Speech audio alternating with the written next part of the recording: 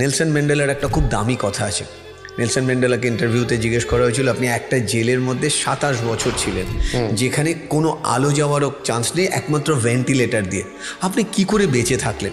Nelson ম্যান্ডেলার উত্তর ছিল, আমার শরীরটাকে ওরা বেঁধে রেখেছিল, রোজ ভেন্টিলেটর দিয়ে আমার মন সারা সাউথ আফ্রিকায় ঘুরে বেড়াতো।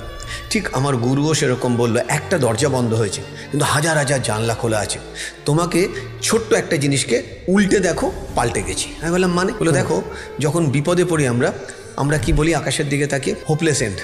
আমার সাথেই কেন হলো? গুরু বলল এটাকে উল্টো করে দেখো, হোপ লেস এন্ড, এটাকে উল্টো করে দাও, এন্ড লেস হোপ। তার মানে যেখানে অন্ধকার সেখানে আলো।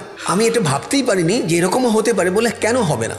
বিশ্বাস তো করো, তালা আছে মানে চাবি আছে। তুমি খুঁজে পাচ্ছ না, টাইম লাগবে, বাট হবে। এই যে হওয়া শুরু হলো, উনি বললেন দেখো তুমি পড়াশোনা শুরু করো। ইন্ডিয়া টিমে আজ থেকে 10 বছর বাদে সাইকোলজিস্ট লাগবে, মেন্টাল টাফনেস কোচ লাগবে, যেটা আজকের ডেটে এখনও ইন্ডিয়া টিম বুঝতে পারছে না। স্পোর্টস সায়েন্সে এখনও ইন্ডিয়া উইক। আর আমি তোমাকে বলছি, মানে আমি রিসার্চ করে বলছি। So law of attraction is all about how you feel, how you thought, how you believe, as well as how you take action for that.